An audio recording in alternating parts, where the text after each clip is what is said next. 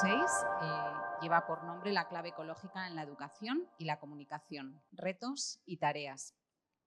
Muy buenas tardes otra vez a todos los presentes. Muchas gracias por su presencia, a los ponentes de esta tarde en la mesa redonda que se llama, como acabamos de mencionar. La intención es mantener una conversación fluida en torno a la preocupación por el cuidado del medio ambiente en el debate público y sobre cómo esta preocupación marca tanto la agenda social como también los contenidos educativos o de los medios de comunicación masiva e incluso en la ficción. Algunas de las cuestiones que pondremos sobre la mesa son: ¿repercute en el individuo el tratamiento alarmista sobre el futuro del planeta que nos llega a través de los medios y de la ficción? ¿Se siguen programas educativos orientados a la verdad o en algunos casos son tendenciosos hasta hacia determinadas políticas ambientales? ¿Y en qué medida los medios de comunicación y la ficción impactan en la opinión pública y construyen un relato derrotista y desesperanzado? Cada uno de los invitados contará con unos 20 minutos para exponer sus investigaciones y después podremos participar todos en un interesante debate. En primer lugar, a mi izquierda, lejana izquierda, les presento a Fernando Chacón. Él es catedrático de Psicología Social de la Universidad Complutense de Madrid. Es miembro de la Academia Española de Psicología, presidente del Colegio Oficial de Psicología de Madrid desde 1995 hasta el año 2020. También es miembro de la Junta de Gobierno del Consejo General de Colegios Oficiales de Psicólogos, patrono de Psicofundación y autor de más de 100 publicaciones científicas que voy a pasar a relatar, no, es broma, sobre psicología social y además es profesor en diversos másteres de comunicación corporativa. Su ponencia versará sobre los efectos sociales de las noticias catastrofistas sobre el medio ambiente, desde el miedo y la ansiedad a la indefensión, la impotencia y el pesimismo. Pero no solo eso, sino de qué manera esta frustración puede desencadenar la radicalización y la polarización social y con todo ello la pérdida de credibilidad de las instituciones. Bueno, buenas tardes. En primer lugar, quiero agradecer, como no podía ser de otra manera, tanto a la Universidad Francisco de Vitoria como al Instituto Razón Abierta que me haya invitado a participar en esta mesa redonda que creo que es de sumo interés, ¿no?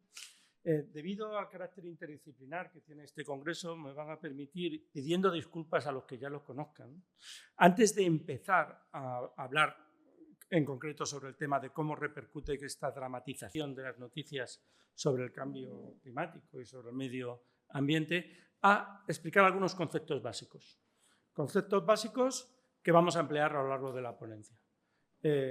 Unos conceptos se van a referir a los efectos de los medios de comunicación y otros efectos se van a referir a determinados procesos psicosociales que están relacionados con estos efectos. Insisto, disculpas a aquellos que sean expertos en comunicación o aquellos psicólogos sociales o sociólogos que se lo conocerán de sobra, pero entiendo que a lo mejor hay personas que los desconozcan, ¿no? ¿Cuáles son los conceptos referidos a los medios de comunicación? Y de nuevo voy a tener que pedir perdón, ya son 2 veces en poco tiempo, más que nada por los anglicismos, pero que se llaman así, que lo vamos a hacer.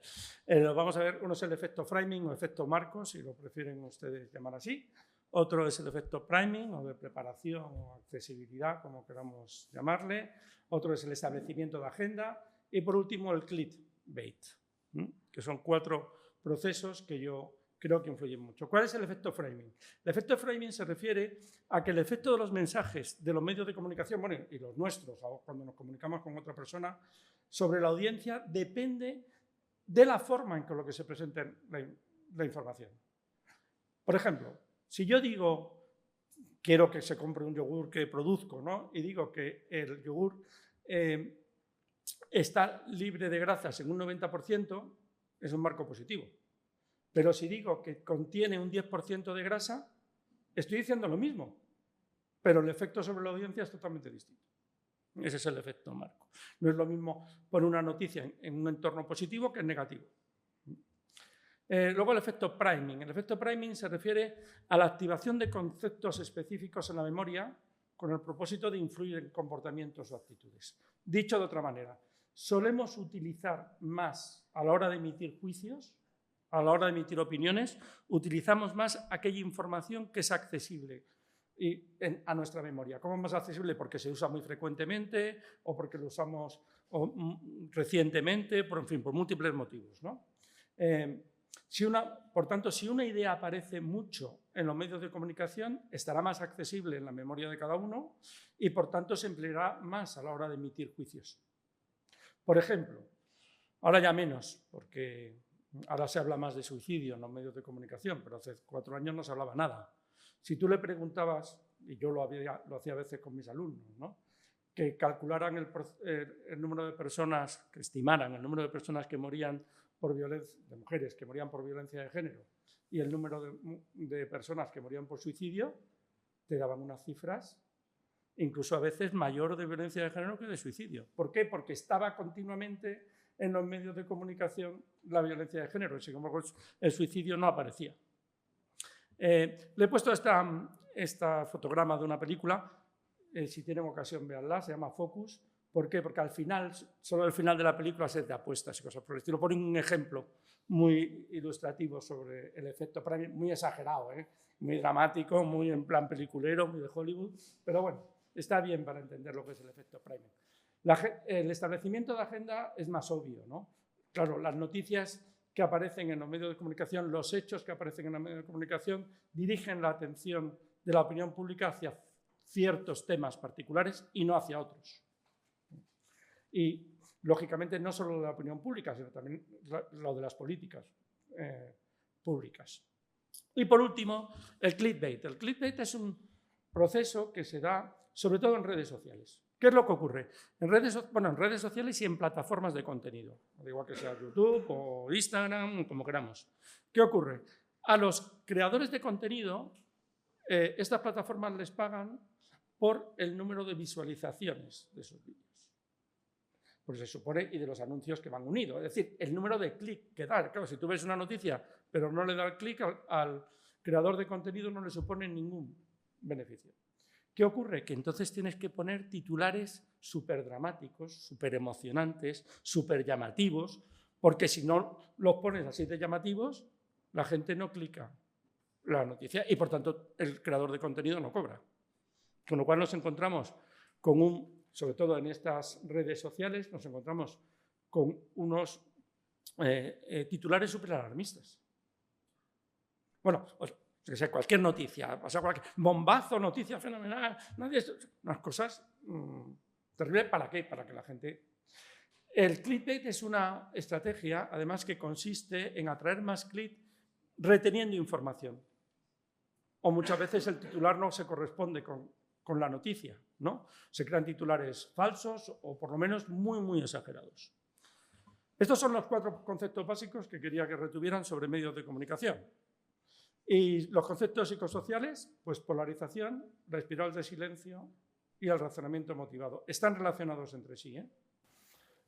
La polarización actitudinal es el proceso por el cual la respuesta individual de un individuo que ya tenía previamente, pues se vuelve más extrema, más hacia el polo en el que ya estaba previamente. Claro, esta polarización, el problema es que no solo es una polarización individual, es que es una polarización grupal y social. Cada vez se crean grupos más extremos, más divididos, con menos comunicación entre ellos, más aislados y, por tanto, se produce una fragmentación de la sociedad. Todos recordaremos, no hace mucho, un proceso social muy importante en España que hacía que las familias ni siquiera en Navidad quedasen a comer porque no podían hablar de ese tema. Eso es un proceso de polarización. El otro proceso es la espiral de silencio. ¿A qué se refiere la espiral de silencio? La espiral de silencio, todos nosotros, cuando sentimos que nuestra opinión es mayoritaria, todos queremos ser aceptados, ¿no? Y cuando sentimos que nuestra opinión es mayoritaria, que va a ser aceptado por los demás, que va a ser bien recibida, no tenemos ningún problema en manifestarlo. Pero, sin embargo, si pensamos que la audiencia va a ser reacia, va a estar un poco contraria a lo que nosotros opinamos, somos más remisos y no comunicamos esa información o no damos nuestra opinión para no ser rechazado. Pero claro, ¿qué ocurre con esto? Pues lo que ocurre es que las opiniones mayoritarias cada vez tienen más presencia de la real y las minoritarias tienen cada vez menos presencia que la real, con lo cual las opiniones mayoritarias se fortalecen y las minoritarias cada vez se expresan menos. Y si encima se da junto con un proceso de polarización, pues más todavía. Y por último, el razonamiento motivado. El razonamiento motivado yo le llamaría más bien razonamiento dirigido, que es un sesgo cognitivo. Nosotros no analizamos ni retenemos la información de forma objetiva. ¿Qué va? Lo hacemos, creemos que estamos actuando racionalmente, pero muchas veces la información que recibe una persona se procesa de forma que se hace coincidir con el punto de vista previo, se hace coincidir con los esquemas mentales que tenemos previamente. Atendemos menos, recordamos peor la información que es contraria a nuestras opiniones. Y no solo eso, sino que si una fuente nos da una información que es contraria a nuestras opiniones, lo que hacemos es que hacemos que esa fuente pierda credibilidad. ¿Qué te vas a esperar de este periódico? No, si lo ha dicho. ¿Qué te vas a esperar de este otro periodista de televisión? No sé, ya sabemos lo que piensa, ¿no? Y le damos menos credibilidad que a aquellas informaciones que coinciden con nuestra manera de pensar previamente. Bueno, ahora ya sí, después de esta introducción quizás un poco larga, me voy a centrar en la cobertura del cambio climático. La cobertura del cambio climático en los medios de comunicación pues lo tiene que realmente como casi todas las crisis globales. Crisis globales, como ustedes se imaginan, es fácil de entender, son aquellas que no se confinan en los límites de una nación. Es decir, en ese sentido son similares, las crisis ecológicas pues son similares a las crisis económicas o a las crisis relacionadas con el terrorismo, que se entiende que está por encima, ¿no? Lo que sí está demostrado, pero no voy a dar muchos datos, lo que sí voy a poner es una referencia y al final tienen toda la bibliografía donde sí vienen los resultados experimentales, pero puedo asegurar que los datos que pongo sí están avalados por experiencias o por experimentos, por lo menos. Está demostrado que la percepción de las crisis globales, como no podía ser de otra manera, guarda una estrecha relación con la cobertura mediática de esto, ¿no? Ahí tienen algunos autores que lo cubren. ¿Cómo evoluciona normalmente la cobertura del cambio climático? Hombre, normalmente al principio se comenzó con una época en que había una emisión de datos e informes científicos. Normalmente luego hay un segundo periodo en que hay un crecimiento de un grupo de noticias más bien escépticas sobre ese cambio climático y lo que nos encontramos ahora, sobre todo, aunque yo creo que mis compañeros de mesa lo podrán hablar mucho mejor que yo, es una información muy sobrecargada de emocionalidad. Entre otras cosas, por algunos de los procesos que hemos visto anteriormente. ¿Cómo está demostrado que los medios de comunicación social son la principal fuente de opinión, de creación de opinión de la población sobre el cambio climático? Además, está relacionada con el impulso o el no impulso de políticas climáticas y, por supuesto, como digo, forman totalmente, la opinión es la principal fuente de información de los ciudadanos. Ahora nos encontramos que muchas noticias de este tipo, y tienen algunos ejemplos a la derecha, pues son muy retóricas y tienen una iconografía muy apocalíptica, están acompañadas muchas veces de culpa, ¿no? De que tú no estás haciendo nada por cambiar esto, hay mucha invocación al miedo, y también hay muchas fake news y mucha desinformación. ¿Qué consecuencias tiene esta forma de cubrir la cobertura del cambio, bueno, las informaciones sobre el cambio climático? Pues Ari Kahn, en un artículo relativamente reciente del 2022, dice, haciendo referencia al efecto framing o efecto marco que aludía al principio, de que la forma en la que se presentan las noticias modifica las emociones de la audiencia y, por tanto, sus acciones. Si una noticia hace mucho hincapié en la amenaza que supone el cambio climático, eso generaba ciertos niveles, como no podía ser de otra manera, de ansiedad en la audiencia, ¿no? Sin embargo, si se señalaba culpables, además, eso generaba ira, porque en definitiva te están diciendo, yo qué sé, sale una noticia que dice, no, es que en España se recicla solo el 36% del vidrio que en el resto de Europa. Pues entonces parece que, entonces, ¿qué pasa? Que los españoles somos malos y nos produce una sensación, una emoción negativa, ¿no? Porque no muchas veces es lo mejor para el cambio. Y sin embargo, cuando las noticias que se resaltaban los avances tecnológicos y los esfuerzos que realizaba la población y los seres humanos para prevenir el cambio climático, eso generaba sentimientos de esperanza y, por tanto, y más impulso hacia la acción. Spencer y Pigeon en el 2010 también hicieron un estudio experimental sobre el efecto diferencial que tenían las distintas maneras de presentar la noticia. Ellos presentaron un mensaje muy parecido a un grupo de personas. A la mitad se le dio un enfoque de pérdida, es decir, se destacaban las consecuencias negativas que se podían derivar si no se llevaban a cabo determinadas acciones. Y la otra mitad un enfoque de ganancia, es decir, los beneficios que conllevaría el realizar esas acciones.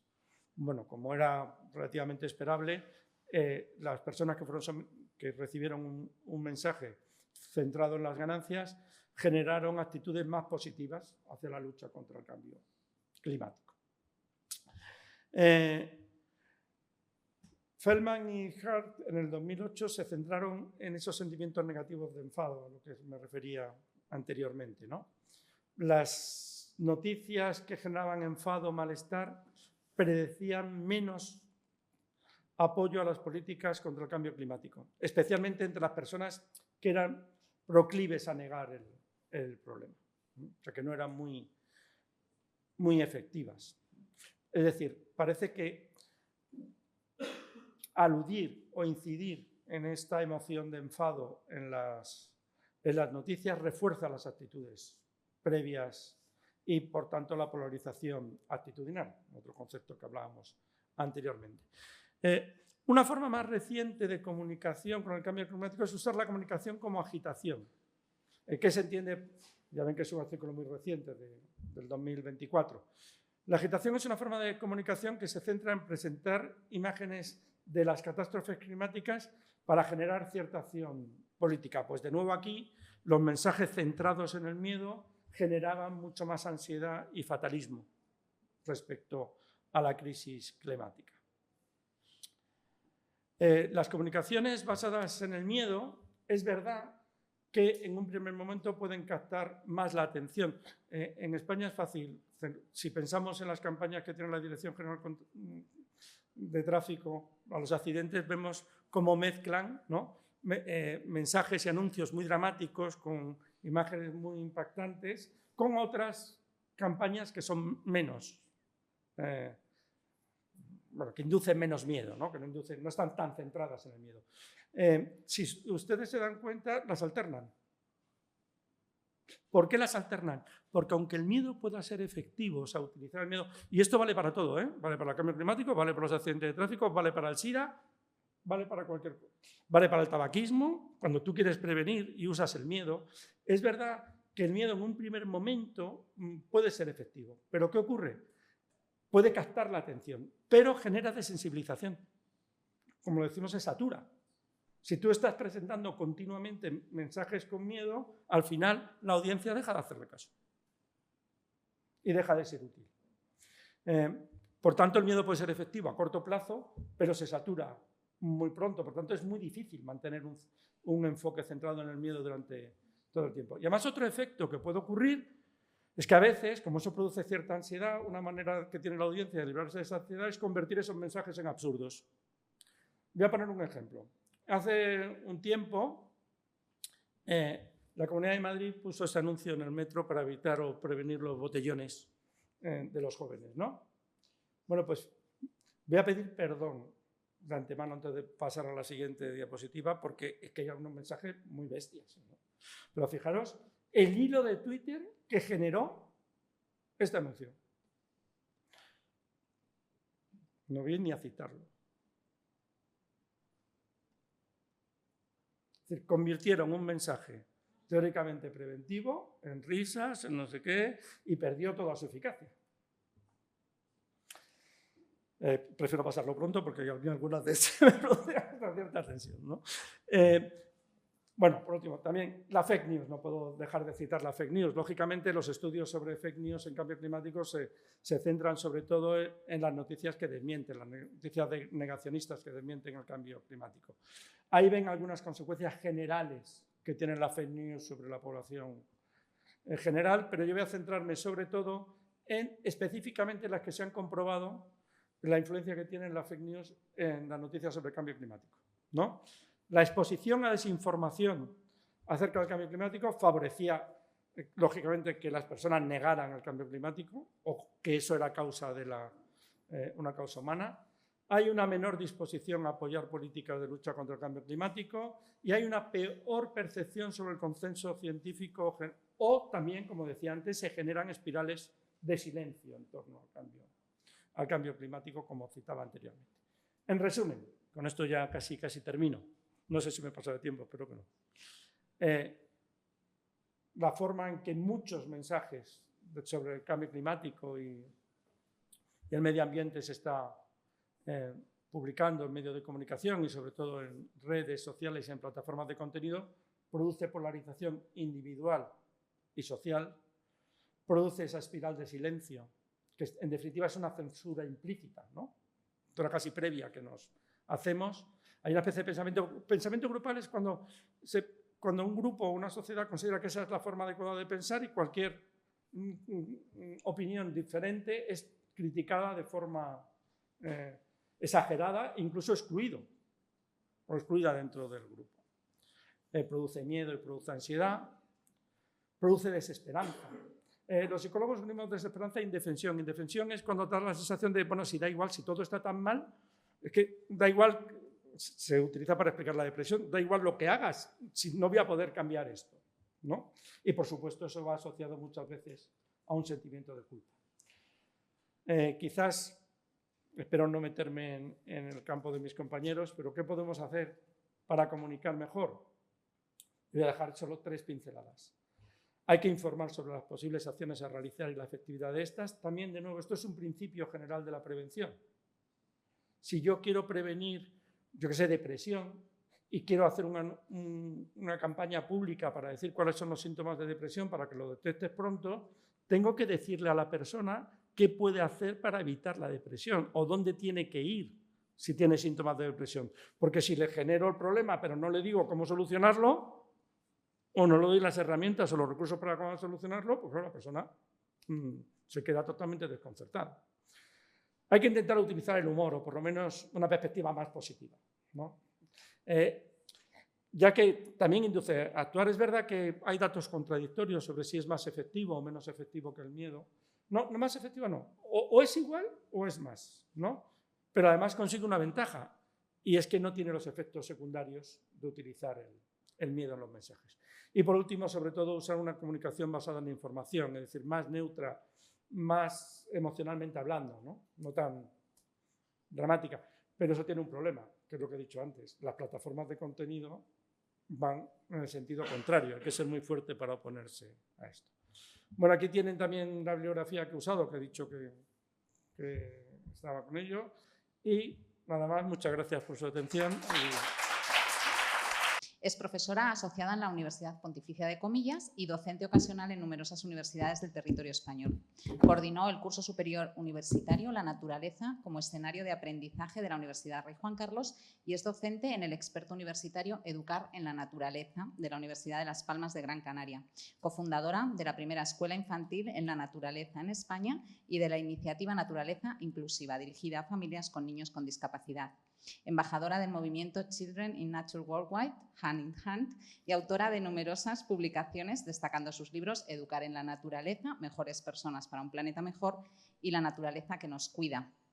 La ponencia de la profesora Hueso destacará la relevancia de transmitir un mensaje positivo y no culpabilizante para que el cuidado del medio ambiente y la naturaleza surja de una voluntad genuina y no de un sentimiento de culpa. Por otro lado, de la necesidad de tener experiencias significativas en la infancia de conexión con la naturaleza que lleven de la emoción a la razón y a la acción. Muchas gracias.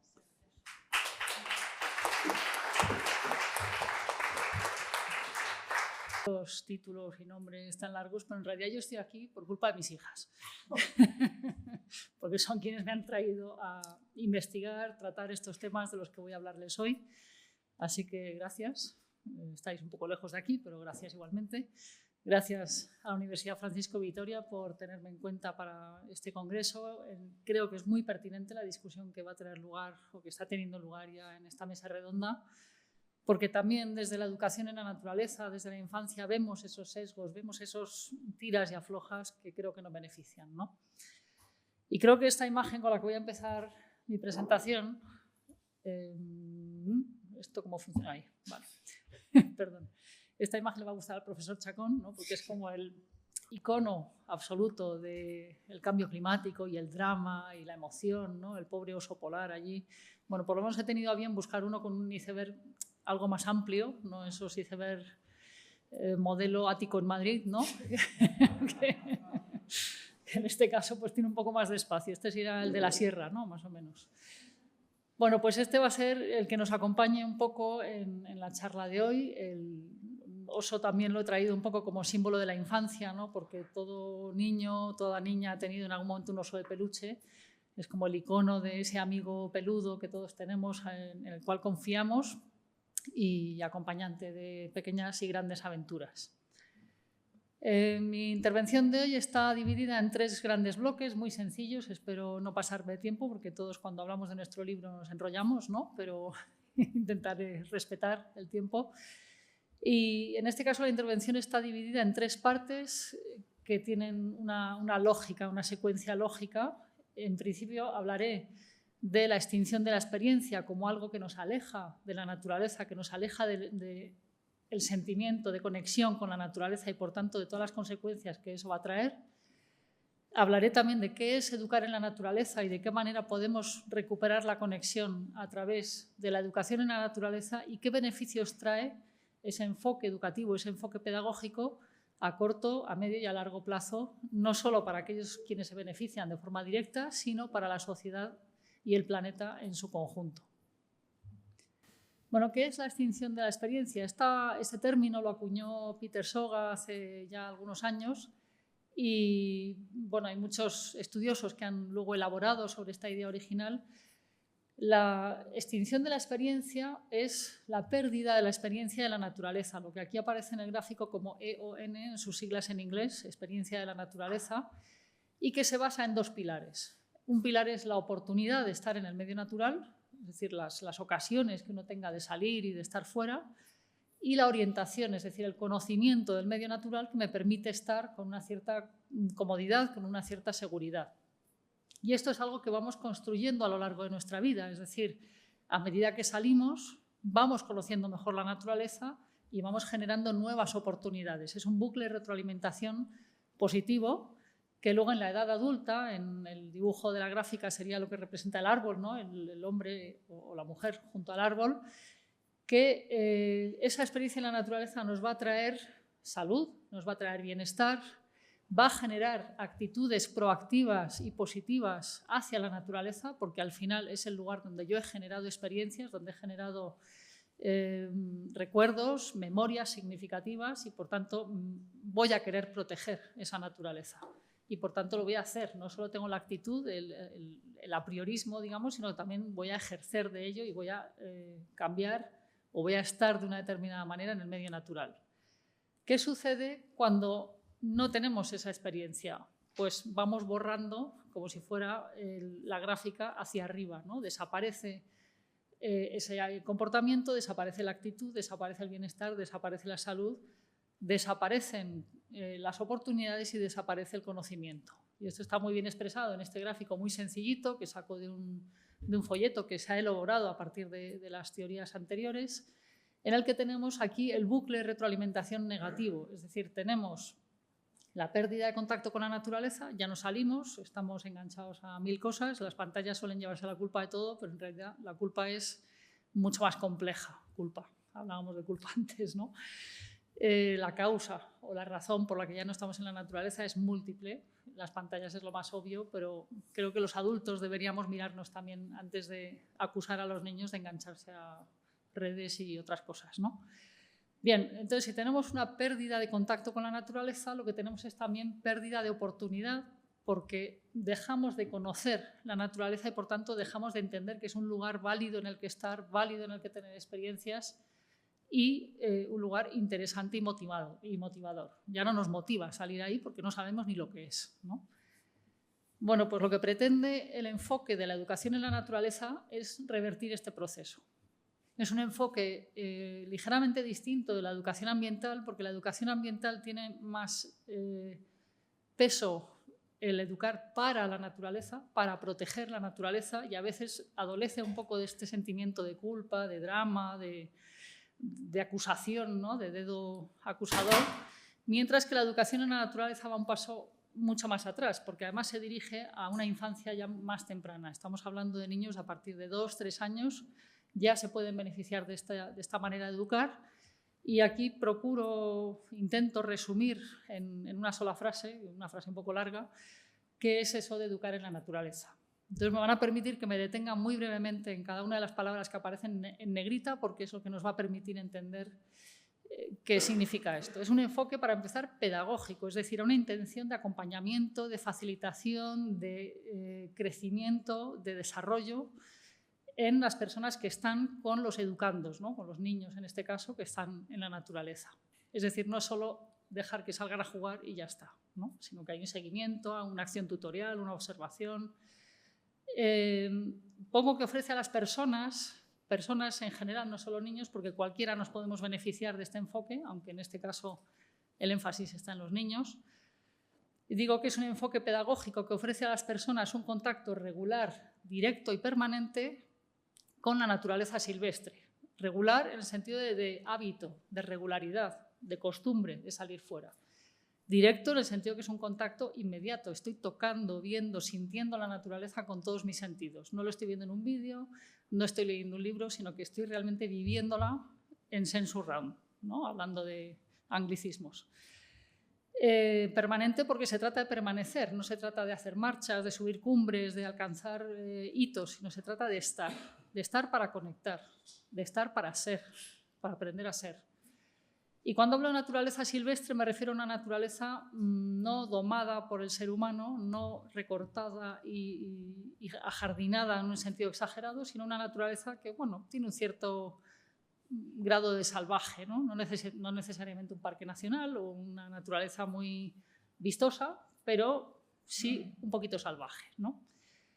Bueno, la naturaleza constituye entonces el escenario de referencia, puesto que los niños permanecen de forma habitual en ella.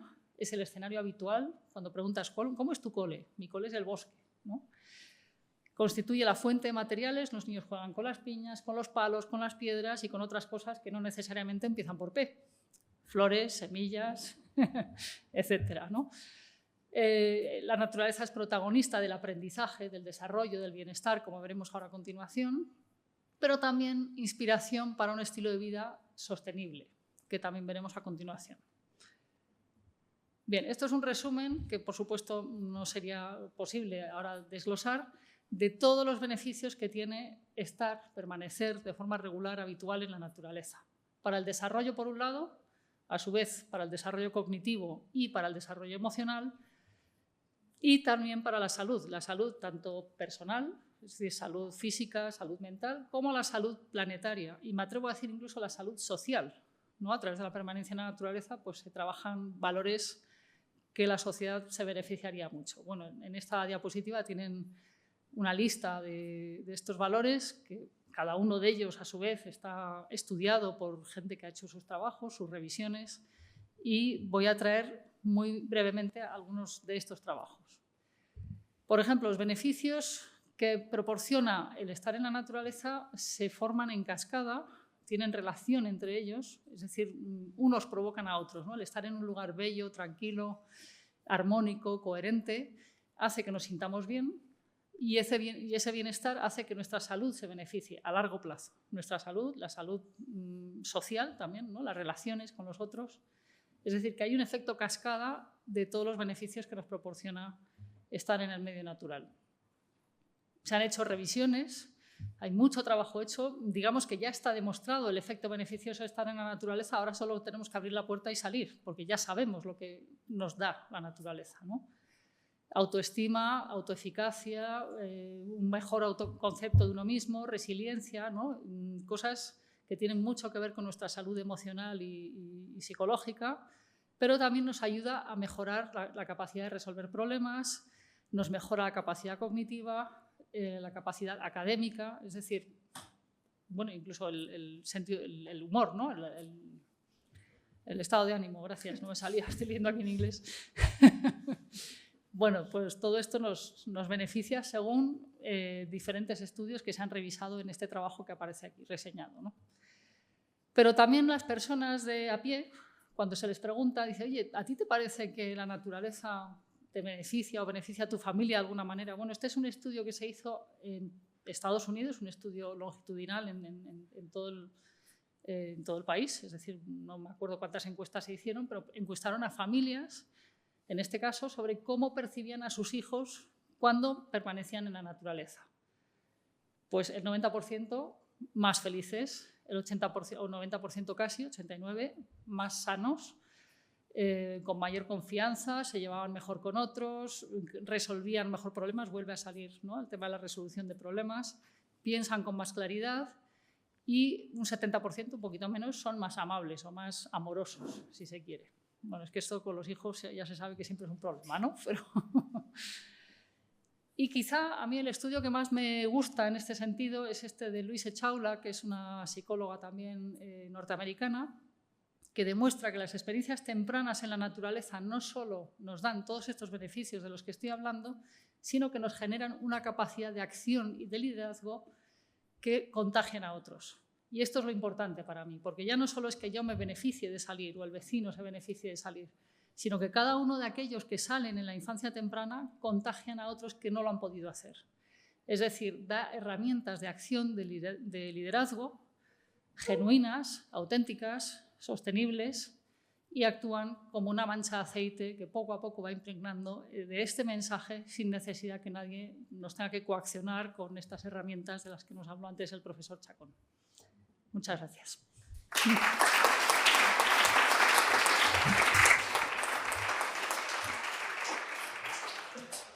Pues muchísimas gracias, profesora Hueso. Creo que este fin de semana todos tenemos ya el plan con los niños organizado. En tercer lugar, y como broche de oro, les presento a Alicia Lara. Ella es profesora titular del área de periodismo en la Universidad Miguel Hernández de Elche. Es miembro del Consejo de Gobierno del Claustro de Profesores, directora del Departamento de Ciencias Sociales y Humanas, secretaria de la sede del Instituto Interuniversitario López Piñero de Estudios Históricos y Sociales, directora del área de Comunicación y Divulgación Científica, miembro del Grupo de Investigación de la Comunicación en la Comunidad Valenciana y además imparte clases, porque le queda tiempo, de redacción periodística 1, periodismo científico y medioambiental, reporterismo e investigación periodística. En su ponencia expondrá algunas conclusiones de su investigación en el marco del proyecto Iberifier de lucha contra la desinformación, en concreto aquellas que tienen que ver con la comunicación en torno al cambio climático y la divulgación de la ciencia. Presentará los retos, predicciones y oportunidades en torno a esta temática extraídas de la consulta a expertos en meteorología, energía, comunicación, medio ambiente y salud. Muchas gracias.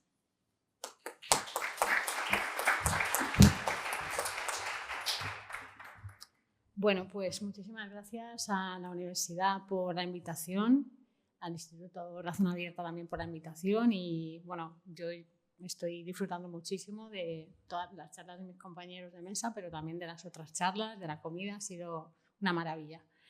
Y bueno, mi ponencia, como comentaba Victoria, voy a intentar concentrar un poquito lo que hemos hecho en el marco del proyecto Iberifier, que bueno, es un proyecto europeo que pertenece a un hub de lucha contra la desinformación. Hay diferentes hubs en Europa, bueno, pues este es uno de los más grandes y bueno, lo que intentamos es luchar contra la desinformación. En concreto, a ver si puedo pasar aquí. Nosotros lo que hemos hecho en la Universidad Miguel Hernández, porque el proyecto Iberifier está compuesto por muchísimas universidades españolas y grupos de investigación y medios de comunicación, el Ministerio, también participa FECIT, verificadores.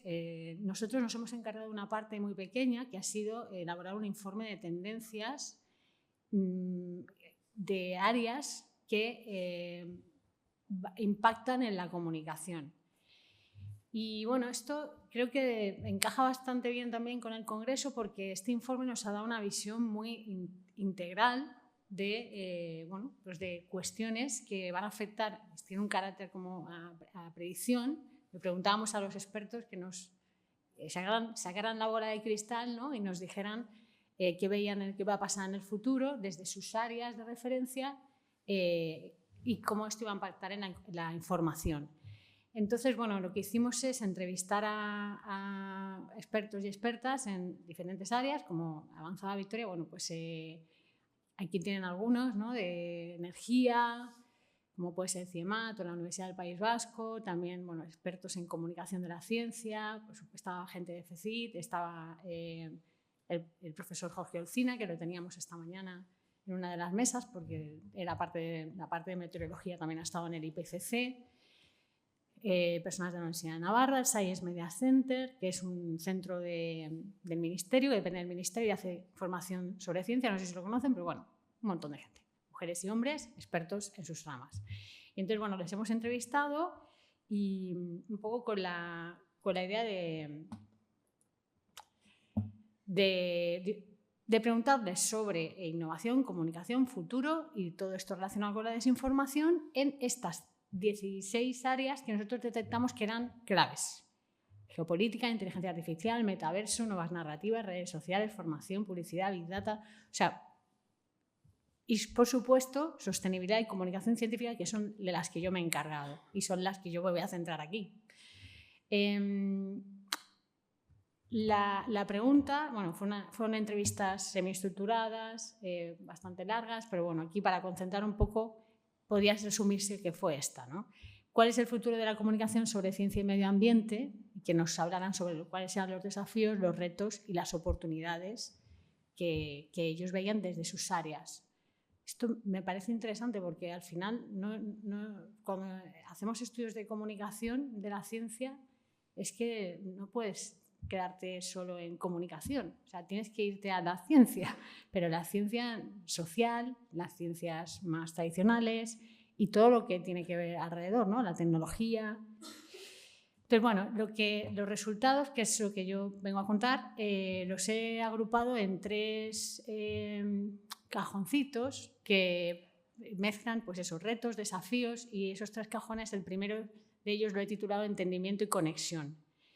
Y bueno, en esto, cuando ahora hable de estos 3 cajones, voy a hablar de cuestiones que han comentado mis compañeros y que se han comentado en todo el congreso, o sea que bueno, también es un poco, pues, resumen, ¿no? Pinceladas y un poco una manera de conectarlas. En este primer cajón, que he llamado Entendimiento y Conexión, bueno, pues, ¿qué nos decían estos expertos y estas expertas que había que mejorar para hacer una mejor comunicación de la ciencia, ¿no? Que se suman a las del profesor, que ya nos daba algunas pinceladas, pues aquí sumamos más. Bueno, nos decían que era necesario conquistar las nuevas redes. Bueno, las nuevas o las redes, ¿no? Porque Facebook ya de nuevo tiene poco. Y esto era importante hacerlo porque había que llegar a público no interesado. Y es verdad, porque todos los que estamos aquí ya somos unos fans, ya estamos convencidos, pero lo que tenemos que hacer es esforzarnos también por llegar a la gente que no está interesada por la ciencia, por el medio ambiente. Entonces, ¿cómo hacemos eso?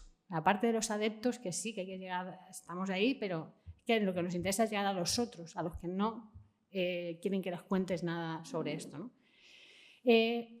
Como en cuanto a los mensajes, bueno, pues es necesario huir del alarmismo, como nos indicaba el compañero, y para ello, bueno, pues hay que centrarse más en las causas, en los contextos. De esto hay un montón de estudios. Realmente las noticias, pues, no abundan tanto en causas y contextos, sino que se centran más en mensajes alarmistas y esto provoca rechazo.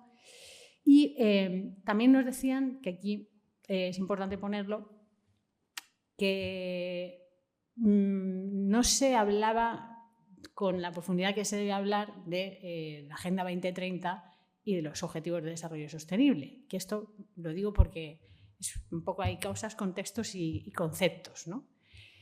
Luego nos decían, que creo que está conectado con lo primero, con lo de conquistar las nuevas redes, que había que mejorar nuestra capacidad de conectar con el público. Y claro, aquí sin caer en solo lo emocional, como también comentaba el compañero, y esto es complicado, no sé si alguien tiene la receta, ¿no? Porque sabemos que en redes lo que triunfan son las emociones, entonces tienes que ofrecer mensajes que tengan enjundia, pero que a la vez no sean aburridos. Bueno, pues hay que hacer ahí, ¿no?, el equilibrio.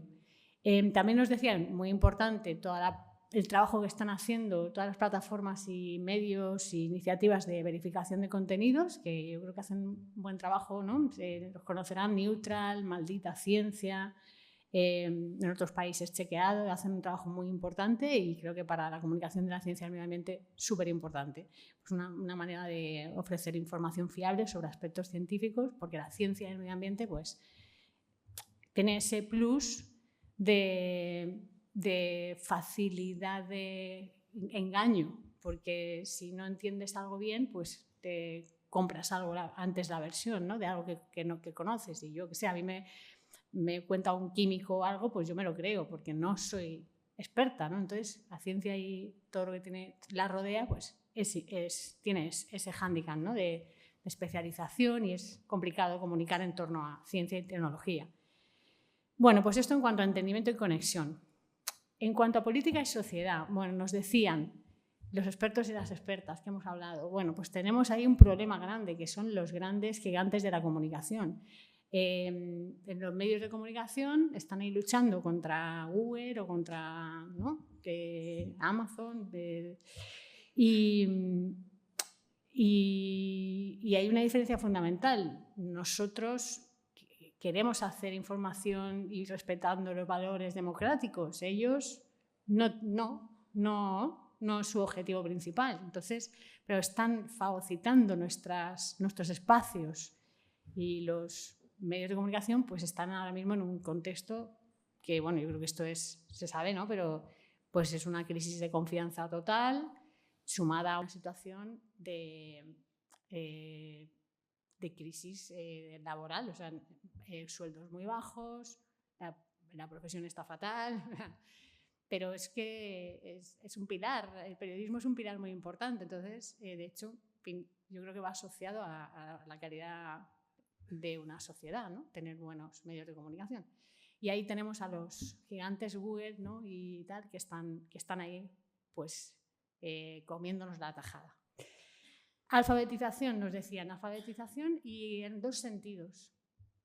Alfabetización mediática, porque cuando tú trabajas desde, por ejemplo, las escuelas, ¿no?, les das herramientas para poder ellos identificar información veraz de contenido engañoso, pues dándoles las 4 pautas. Bueno, ¿cuál es la fuente? ¿Has mirado la fuente? ¿Esto quién te lo ha pasado? ¿Dónde lo has leído? ¿No? Ya estás ahí generando pues herramientas para que no les engañen. Pero también alfabetización científica. Y esto es importante. Creo que no solo se trata de comunicar ciencia, sino también se trata de comunicar cómo se hace la ciencia. Si hablamos solo de ciencia, pues puede ser que, más en un contexto de medios de comunicación, una televisión, que tienes un minuto, no puedes ahondar. Entonces, es perfectamente entendible que la ciudadanía pues, llegue a momentos, y lo hemos vivido en la pandemia, que no entienda nada, ¿no? Que dice, ¿cómo? Esto sí, las vacunas eran buenas, eran malas, eran tal. Bueno, es que ya la han hecho tan rápido. Bueno, ¿cómo se hace una vacuna? Cuéntale a las personas, ¿no? Detente en profundizar también en cómo se hace la ciencia. Bueno, de esto también se ha hablado. Yo, como ciudadana, es que estamos exigiéndoles a la sociedad que haga verdaderos investigaciones cada vez que tiene que verificar algo, ¿no? Entonces, al final, es una sensación de tener que depender del experto y de la experta para tomar decisiones, y esto genera pues, ese estrés y incluso respecto al medio ambiente, pues esa ecoansiedad que además la vemos, yo creo que sobre todo en la gente joven, ¿no? Porque, en fin, además son ellos los que, bueno, yo soy mayor ya, ¿no?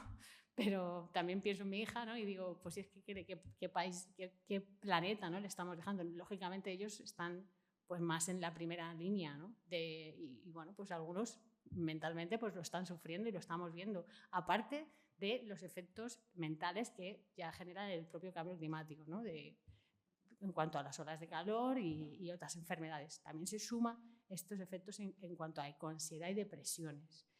Hablábamos de la polarización y aquí cuando digo polarización pues también estoy hablando de politización. El cambio climático cuando se comunica de una manera muy politizada. Hay estudios que analizan el número de fuentes y el tipo de fuentes a los que se suele recurrir a la hora de comunicar el cambio climático y el predominio casi siempre es fuentes políticas. Hay científicos también, pero tienen casi más peso los políticos y es lógico porque es un problema político también, ¿no? Pero hay otras fuentes que también deberían de aparecer y no aparecen. Entonces, bueno, pues ahí hay que, porque esto es un problema de todos y de todos los sectores, como estamos viendo, pues también hay que contar con ese tipo de fuentes. Y luego también nos decían estos expertos y estas expertas que había que huir del greenwashing, que es el concepto este de hacer marketing verde, que lo vemos en las empresas, que nos intentan decir que son muy sostenibles cuando, bueno, pues no lo son. Y esto en cuanto a política y sociedad. Y por último, el último bloque, lo he titulado Tecnología y Globalidad. Bueno, pues aquí están un poco esas causas que están ahí, que nos afectan y desde el punto de la comunicación, pues el reto yo creo que es comunicarlas bien. Porque contra Estados Unidos y China y que firmen los protocolos y pues ahí poco podemos hacer, ¿no? Pero están ahí, son los grandes emisores de gases. Creo que sí que es importante, y además lo hemos visto en la charla de esta mañana que nos daba el rector de la Universidad de Costa Rica, toda la importancia del trabajo de los datos y exigir la transparencia en los datos, porque así vamos a poder hacer estudios y tomar decisiones si hay buenos datos. También nos hablaban de bueno, pues otros elementos que a lo mejor de los que no se habla tanto, ¿no? Que también están ahí, como era el sol.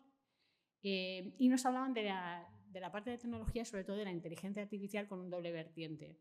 Inteligencia artificial como aliada para hacer predicciones, para generar soluciones, por ejemplo, en ciudades que necesiten pues, más sombra, como nos ponían ejemplos esta mañana también, pero bueno, también como un problema pues, a la hora de generar mayor desinformación, incluso generar pensamiento o dirigirlo, ¿no? Con todos estos algoritmos que...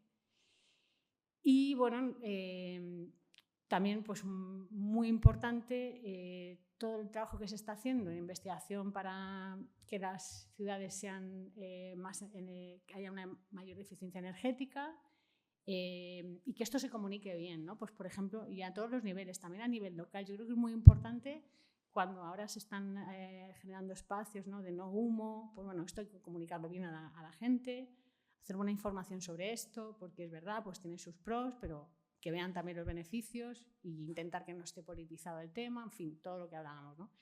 Entonces, bueno, pues ya resumiendo, podríamos decir que como conclusiones e intentando un poco dar respuesta a cómo podemos mejorar o en un futuro cómo podríamos hacer para que se mejorara la comunicación sobre el cambio climático.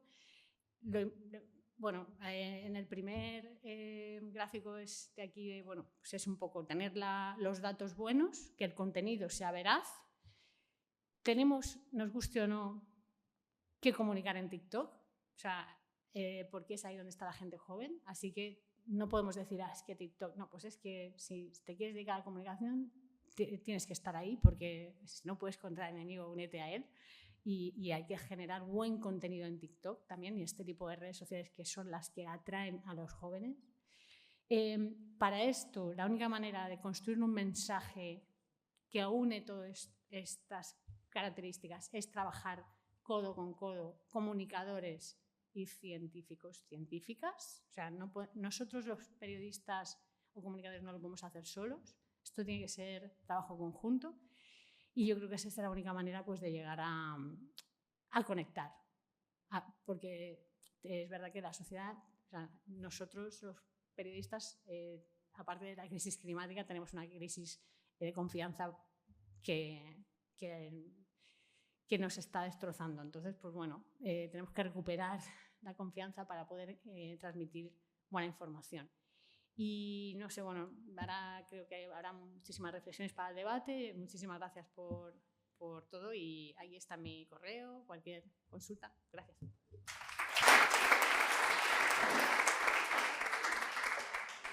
Muchísimas gracias, Alicia. Pues yo creo que podríamos extraer 4 conclusiones de estas 3 buenísimas ponencias. Creo que estamos de acuerdo en que es necesaria una proyección cultural, tanto educativa como de medios, como de literatura. No hemos hablado de ficción, pero también de cine y de videojuegos, que se vehicule hacia el cuidado responsable y libre. Yo creo que todos hemos llamado a la prudencia del mensaje sobre la responsabilidad individual, que la información que se proponga sea clara, rigurosa sobre los recursos destinados y los beneficios que se obtienen con ellos. Y, por supuesto, y desde aquí, desde la universidad, no podríamos nada más que unirnos a esta propuesta, compromisos educativos y comunicativos rigurosos y serios. Y ahora, pues, sin más, yo creo que todos tendrán ganas de intervenir, de proponer, de comentar, de preguntar, así que adelante.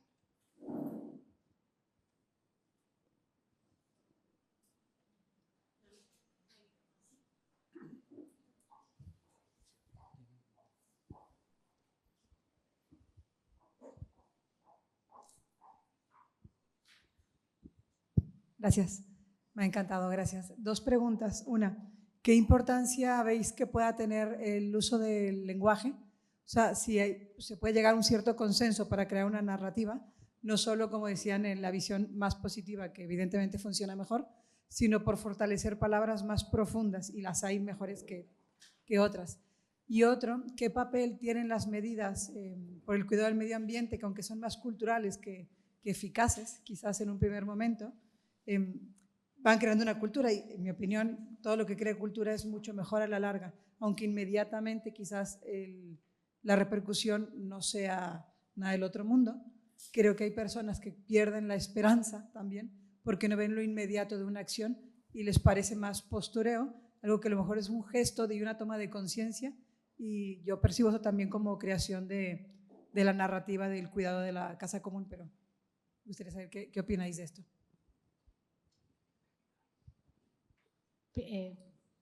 Yo voy a ir a por la primera, si queréis os paso, ¿no?, la de la naturaleza. Yo coincido completamente en que las palabras que se eligen son absolutamente, o sea, crean.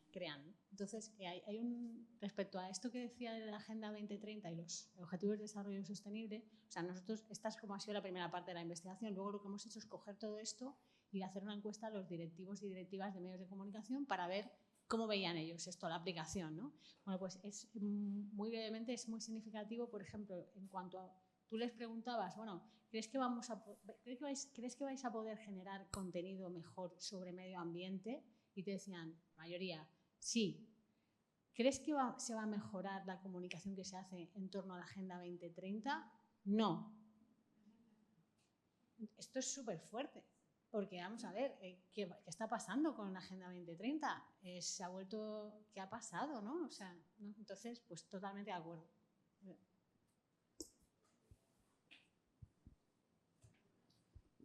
No, bueno, sobre la primera pregunta yo creo que es evidente, decir, el lenguaje crea realidad social.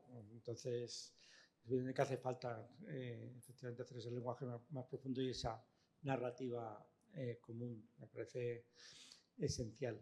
La segunda pregunta, se me ha ido, la edad es que es muy mala. Sí, perdona. Eso es digamos que un hecho muy común en todos los programas preventivos.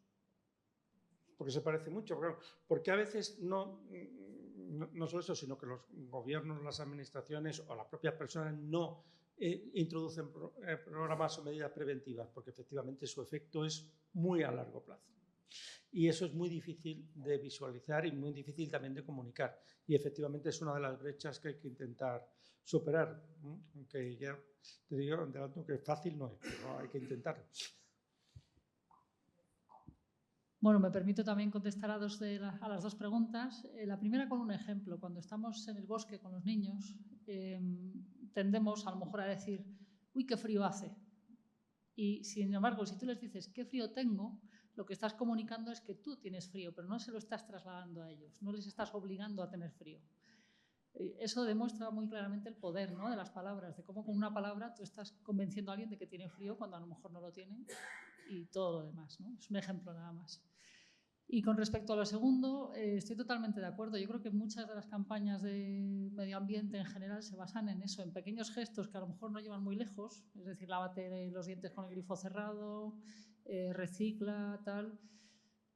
Teniendo en cuenta que el 80% del agua que gastamos la gasta la industria y la agricultura, ese 20% a lo mejor no va muy lejos. Pero es un gesto que hace una persona que a lo mejor luego en la oficina toma decisiones estratégicas con respecto al agua.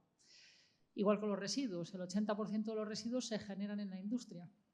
Entonces, que reciclemos la botellita de Coca-Cola bien o no, si un día nos equivocamos, no creo que sea muy grave. Pero el hecho de pensar en ello sí que nos va a hacer mejores ciudadanos en general para todas las decisiones que tomamos, tanto en casa como en el trabajo, ¿no?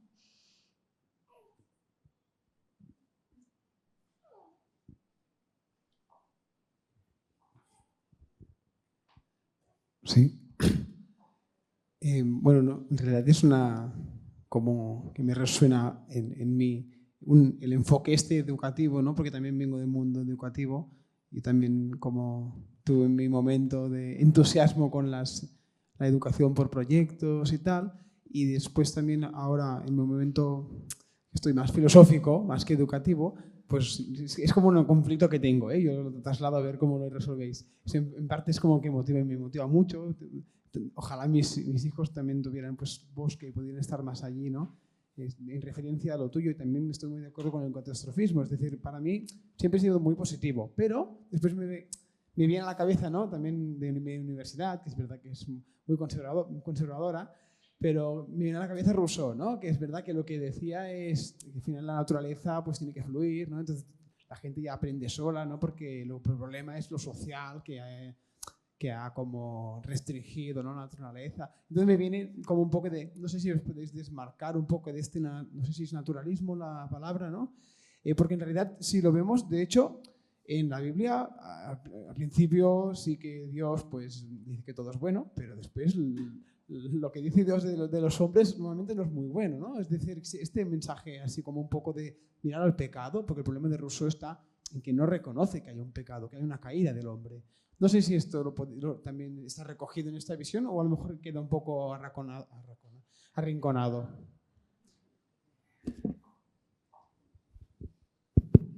A ver, es verdad que lo natural y lo verde se ha convertido en un valor.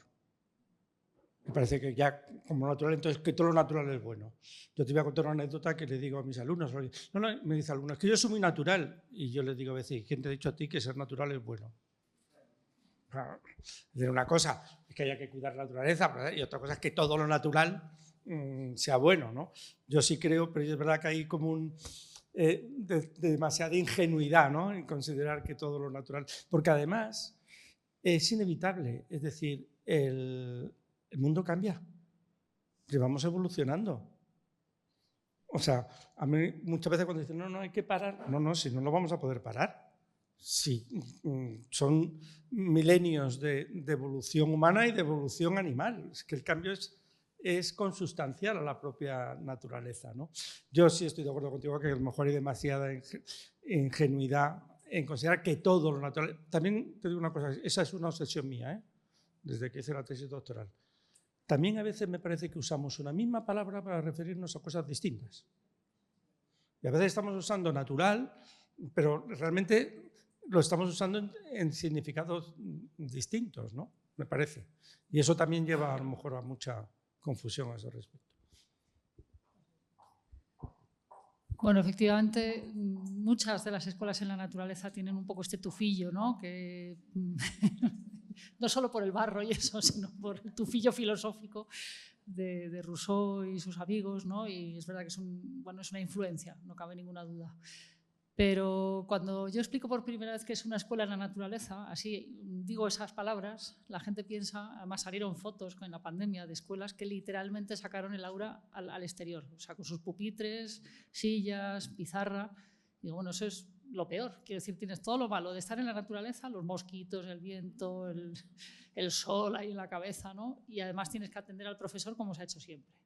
Entonces, eso para mí no es educar en la naturaleza, pero tampoco es el otro extremo, cuando empiezas a hablar del juego libre, de bueno, que cada uno busca su camino, su motivación para avanzar en el aprendizaje, pues lo que nos pensamos es que somos todos unos hippies, abraza árboles y que no estamos haciendo nada, ¿no?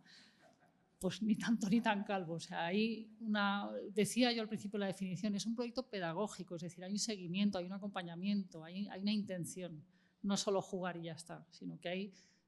Esto es como las viñetas de Mortadelo y Filemón, que está la acción sucediendo en primer lugar y luego hay una lagartija por ahí fumando y otros persiguiéndose por detrás. Bueno, mis referentes son un poco... son de otra talla que los del padre, pero...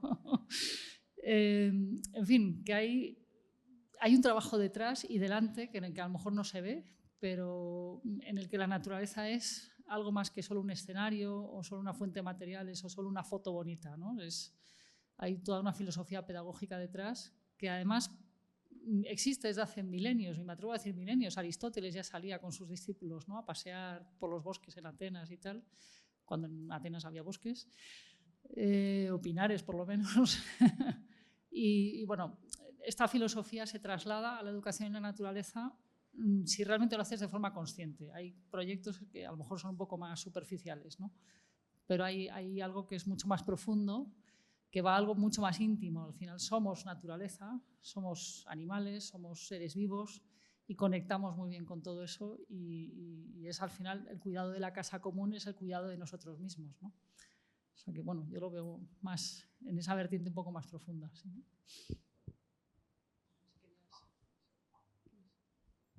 Buenas tardes, sí, gracias a cada uno por la exposición que habéis hecho, muy interesante e iluminadora, con mucho material también. Una pregunta concreta es cómo poder comunicar la urgencia de la transición que necesitamos, transición ecológica, como indica la ciencia, sin caer en el dramatismo o en el catastrofismo. Porque hablar de cambios culturales, los plazos, digamos, que tenemos los seres humanos para cambios conductuales no alcanzan. Y sobre todo es una comunicación, sobre todo hablo desde la ciencia, hacia el mundo de la producción, el mundo de la política, pero también de la sociedad, ¿no? Porque el productor, la industria produce para seres humanos que consumimos, digamos, ¿no? Y creo que ahí tenemos el desafío, porque el plazo, el IPCC, habéis mencionado hace un ratito, ¿no?, o la Agencia Internacional de Energía, etcétera, nos hablan de ventanas de 10 años para una transición enorme en términos de descarbonización. ¿Existe alguna posibilidad para ser efectivos en esa comunicación estratégica, transformativa también del comportamiento social?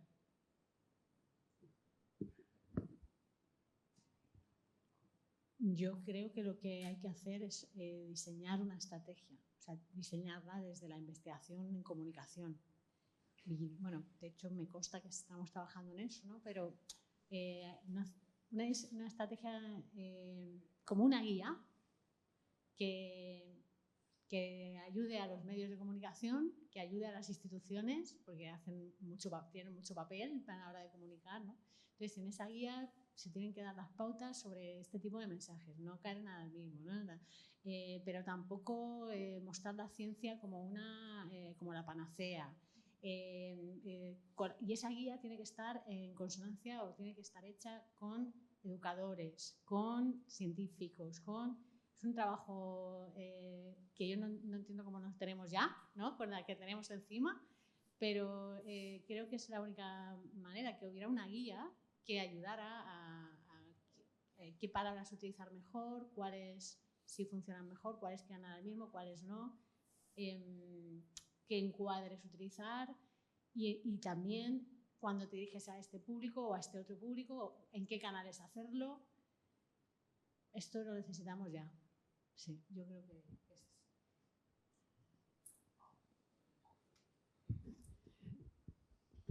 No sé si me voy a meter en un jardín, que puede ser que me meta en un jardín, bastante grande. Es verdad que primero hace falta, yo creo, que mucha coherencia. O sea, ¿qué es lo que falta? O sea, coherencia quiere decirte que cuando un mensaje es transmitido igual por fuentes muy distintas y por estos muy diferentes, tiene mucho más impacto. ¿no? Por ejemplo, ¿cuándo han empezado a tener efecto las campañas para dejar de fumar? No solo porque nos ponen un anuncio, ¿no? Sino porque socialmente se ha conseguido el cambio de que se viera negativamente y a partir de ahí se produce un cambio bastante acelerado, que no hemos conseguido. Y un aspecto que a mí me parece muy importante, es que estén claras las motivaciones de los comunicadores. Porque si el comunicador pierde credibilidad, la eficacia de lo que transmite es muy fuerte. Y ya digo que va a caer, que me voy a meter en un fregado, ya digo. Ecoembes nos parece maravilloso, ¿no? Ecoembes recicla todo, no sé qué, no sé cuánto. Vale. España, lo acabo de ver un anuncio, creo que recicla solo el 37% de los envases. ¿Por qué? Pues la explicación lógica es que en Alemania tú tienes una maquinita que metes el envase y te da, no sé si 10 céntimos. Cosa que, por cierto, a los homeless les viene genial. En España no hay. ¿Por qué? A lo mejor tiene que ver con que Ecoembes es una fundación sin ánimo de lucro en el que participan los principales productores de envases. Es que ya eso es una contradicción. Entonces la gente que ve eso ya duda de la motivación. ¿Tú para qué estás favoreciendo el reciclaje? ¿Porque sí es bueno por el lado o porque te beneficia a ti? Y eso, además, si hay negacionistas del cambio climático o femeninos, lo aprovechan y deteriora totalmente el mensaje. Bueno, parece que no. Bueno, no, simplemente decir, desde el punto de vista de la educación, yo he recibido muchas veces este mensaje de, bueno, ya es demasiado tarde, no se puede educar en este sentido porque ya no hay tiempo, ¿no? Entonces yo me aferro un poco a la política del IPPC de decir, bueno, hay estrategias de mitigación, vamos a frenar, vamos a ralentizar por lo menos este proceso, pero también de adaptación. Bueno, esto es lo que hay, pues vamos a ver cómo nos adaptamos. No es que sea algo que me guste a mí personalmente, pero creo que el seguir educando es importante, ¿no? El seguir haciendo ese esfuerzo de educación desde más abajo, por lo que decían también, que luego de repente hay un punto de inflexión y ahora, por ejemplo, se hablaba del ejemplo de fumar, pero ahora el ejemplo de viajar en avión en ciertos países está convirtiéndose en algo horroroso, es como fumar un puro gigantesco, ¿no? O sea, entonces, bueno, a lo mejor no hay que llegar a eso, pero creo que... Yo tenía el que fue mi maestro en la facultad decía que no hay nada que modifique más el comportamiento que el boletín oficial del Estado. Y es verdad. O sea, ahora tenemos una medida que ya no tienes que vender a esto. Pues sí, si se obligara efectivamente a que se retribuyera si hay una esto en base, si hace falta medidas también, porque si no además es lo que tú decías con el ejemplo, parece que se culpabiliza mucho al individuo, ¿no? También como sociedad y como organización y como políticos deberíamos tomar, yo creo que medidas más valientes en ese sentido, a pesar de que hay muchos intereses, por supuesto. Perdón.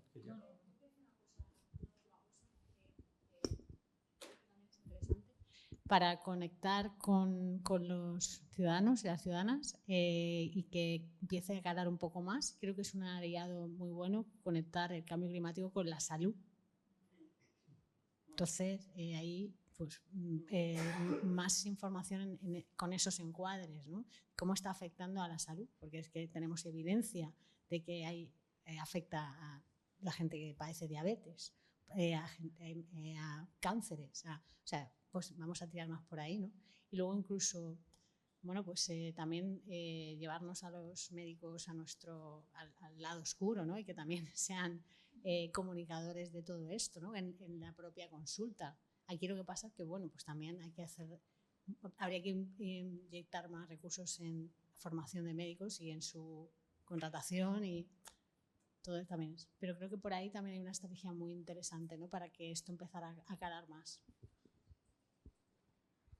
Sí, yo, bueno, dos cosas nada más. Una, yo quería partir una lanza en favor de los científicos. Yo creo que yo recibo todas las críticas estupendamente bien y me parece, y además sé que tenemos que mejorar, pero a mí me parece que el IPCC informa muy bien y lo hace con rigor y desde la ciencia y además es que da los datos, pero luego abre ventanas. O sea, ¿qué es lo que va a pasar? Pues depende del escenario en el que nos vamos a mover. Si te mueves aquí, la cosa va a ir bien. Si te mueves aquí, va a ir fenomenal. Y si te mueves aquí, va a ir fatal.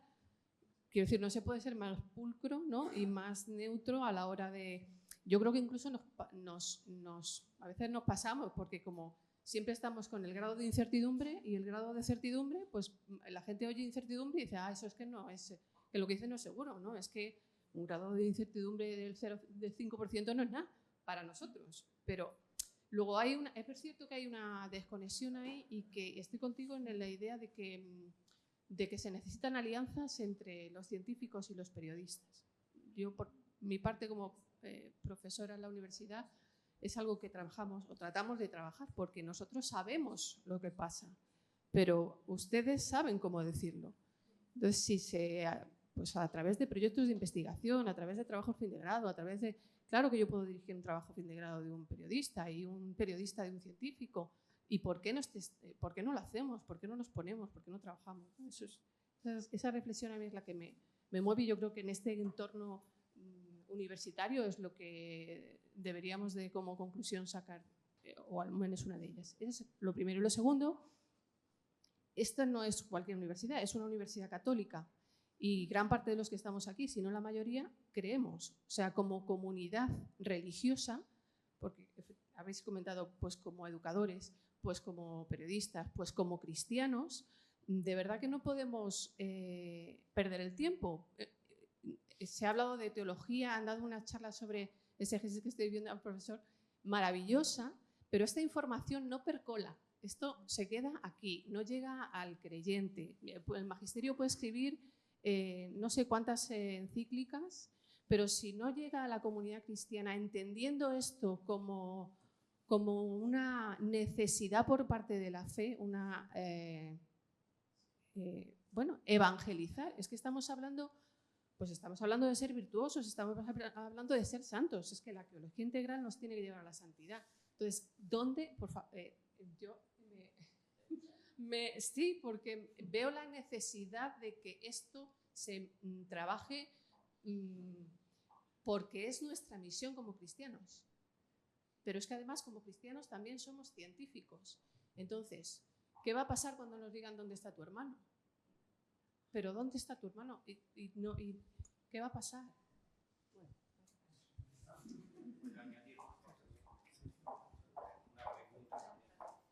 Una pregunta, pero en esta línea un problema, porque pienso también que como creyentes somos llamados a un discernimiento, ¿no? El miedo que algunas veces tenemos con algunos centros de poder, ¿no? Políticos o también que llevan algunas cosas de ecología también con buena intención, es la ambigüedad.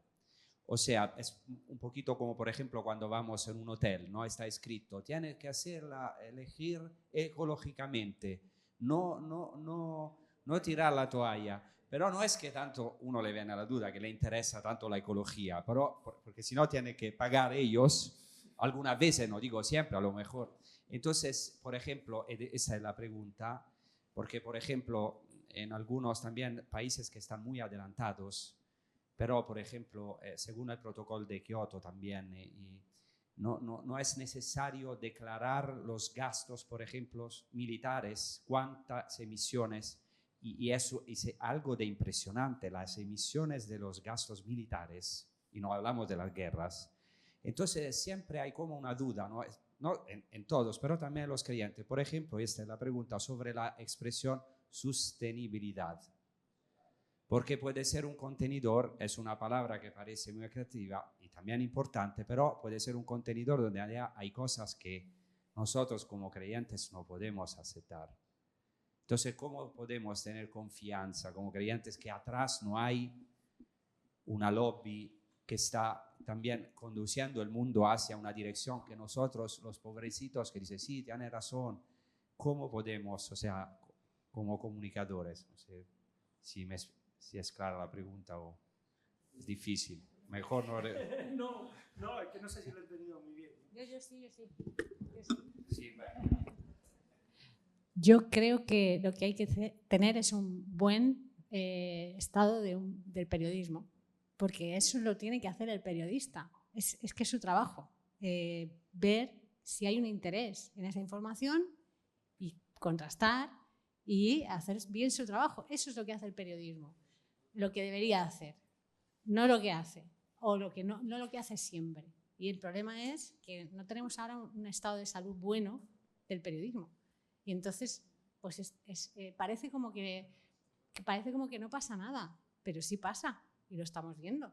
Entonces, lo que pasa es que, bueno, esto también está relacionado con el periodismo, hay que pagarlo, porque si no, no puede ser independiente, si no está politizado, y volvemos a la misma. Entonces, yo creo que ahí hay que...